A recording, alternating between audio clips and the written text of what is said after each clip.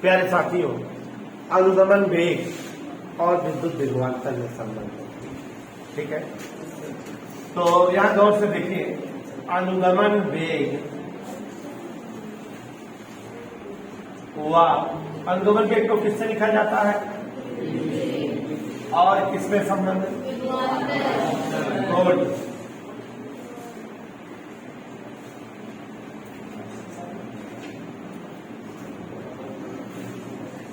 सब important heading है, ध्यान दीजिएगा। अनुगमन वेग और विभवांतर में ये कहानी तो समझ ही रहे हो। सबसे पहले क्या मान लें, कोई एक चालक प्लेट दिखाई दे सबको, और ये चालक प्लेट में क्या है? स्थिर आयन, ये भी दिखाई दे रहा है।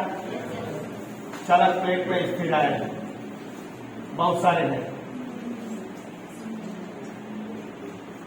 चालक प्लेट की लंबाई कितना मान लें? बोर्ड पर नंबर रहा।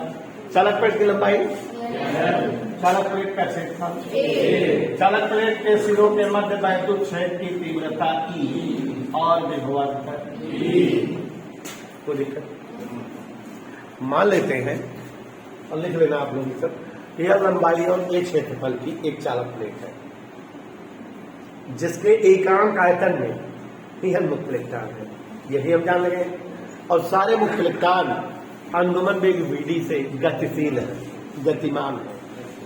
प्लेट के सिरों के मध्य विभवांतर V और वैद्युत क्षेत्र की तीव्रता। आप सभी लोग जानते हैं कि इन तीनों में संबंध आ सकता है। वैद्युत क्षेत्र की तीव्रता E बराबर क्या होता है?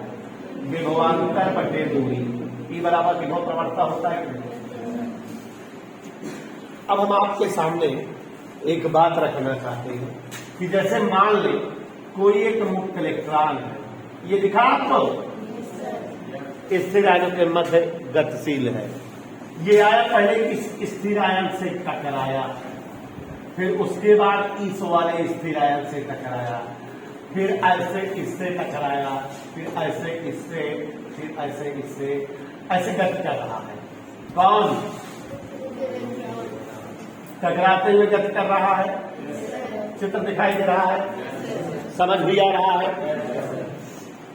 यह लंबाई और ए क्षेत्रफल की एक चालक प्लेट है जिसमें मुक्त इलेक्ट्रॉन अनुगमन वेग Vd से गतिशील है और मुक्त इलेक्ट्रॉन स्थिर आयनों से टकराते हुए गति कर रहे हैं। अब थोड़ा दिमाग लगाओ, अगर कोई एक जो है मुक्त इलेक्ट्रॉन किसी स्थिर आयन से टकराया और इसका वेग घटकर एकदम 0 हो गया, कितना हो गया? 0। माने बहुत कम नगण्य।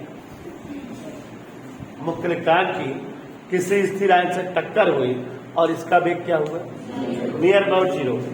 और फिर उसके बाद जब ये दूसरे किसी स्थिर आयन से टकराया तो इसका वेग V हो गया। तो यहां से प्रियांशु यहां तक, माने एक टक्कर से दूसरी टक्कर तक मुक्त इलेक्ट्रॉन गया। पहली टक्कर के दौरान इसका वेग लगभग कितना दिख रहा है और दूसरी टक्कर के बाद इन दोनों क्रमागत टक्करों के बीच मुक्त इलेक्ट्रॉन को समय लगा होगा, टाउ, श्रांति काल। ठीक है, तो यहां माना किसी मुक्त इलेक्ट्रॉन की स्थिर आयनों के मध्य, याद ध्यान दीजिएगा, स्थिर आयनों के मध्य की गति, मध्य में स्थिर आयनों से टकराते हुए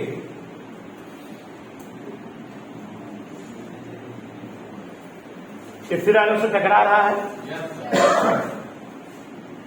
गति के दौरान माना किसी मुक्त इलेक्ट्रॉन की स्थिर आयनों के मध्य में स्थिर आयनों से टकराते हुए गति के दौरान, पहली टक्कर के दौरान वेग कितना है? 0। दूसरी टक्कर के दौरान और दोनों के बीच का समय, टक्कर दौरान पहली टक्कर में वेग 0 से दूसरी टक्कर में वेग V हुआ समय टाउ है। 0 वेग से चलकर वेग v पाया कितने समय से? गति का पहला समीकरण लगा दें। गति के पहले समीकरण से आप लोग जो है कक्षा 11 में गति के 3 समीकरण पढ़े। v बराबर u plus A T, S बराबर U T plus half A T square, V square बराबर यू स्क्वायर प्लस। तो गति का पहला समीकरण क्या कहता है? v बराबर u प्लस ए टी, यही कहता है।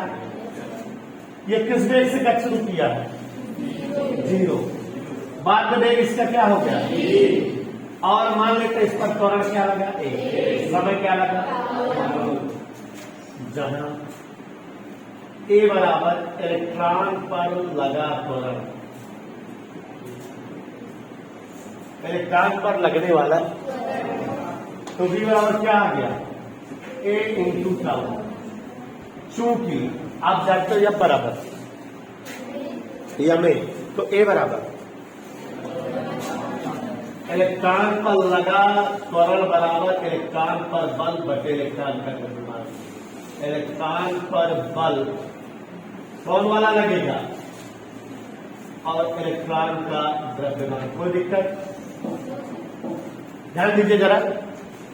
v बराबर u प्लस ए टी का प्रयोग किए, 0 वेग से चलकर वेग v पाया था, त्वरण ए मान लिए, समय टाउ है, तो v बराबर ए इंटू टाउ हो गया। लेकिन चच्चू न्यूटन मर गए बताते हुए यह बराबर यह होता है।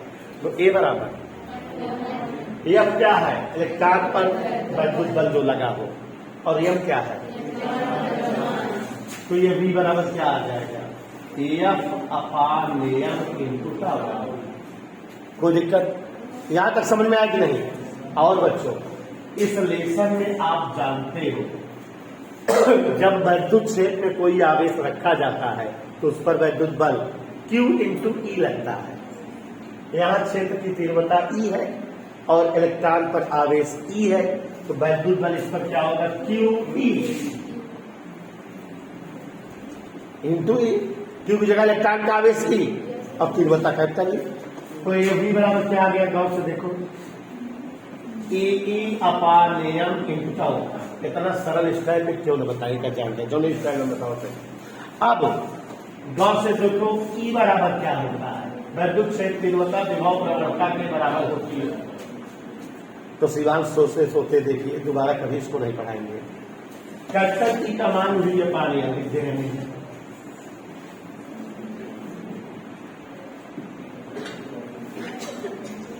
एक बार फिर से सुहाना समझा दे रहे हैं।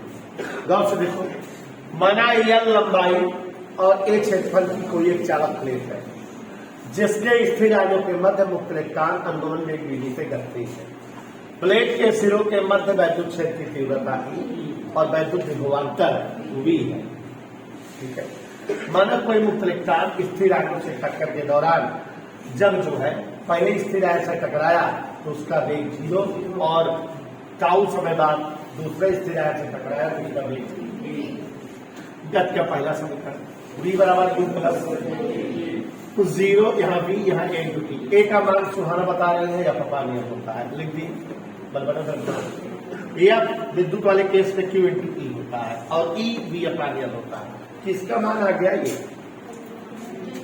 स्मॉल v का। लेकिन हमको चाहिए क्या?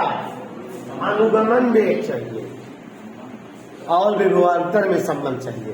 चलिए, इसलिए मुक्त इलेक्ट्रॉन का अनुगमन वेग, अपने को तो अनुगमन वेग चाहिए ना, अनुगमन वेग dv बराबर, आपको परिभाषा बताए थे। क्या बताया अनुगमन वेग की परिभाषा? किन्हीं दो उत्तरोत्तर टक्कर के दौरान प्राप्त वेग का औसत मान। बोलो भाषा, यही तो बताए थे। किन्हीं दो उत्तरोत्तर टक्कर के दौरान प्राप्त वेग का एक वेग शुरू क्या था, बाद में वेग, तो दोनों का औसत मान ये क्या हो जाएगा? ये हो जाएगा अंगलीवा, अंगलीवा। v का मान पता है क्या? हाफ ई अपान एम, v V अपान याद उठाओ क्या है साथियों, अनुगमन वेग और विभवांतर में संबंध आ गया। किसमें किसमें संबंध आ गया? कठिन तो नहीं है। तो इस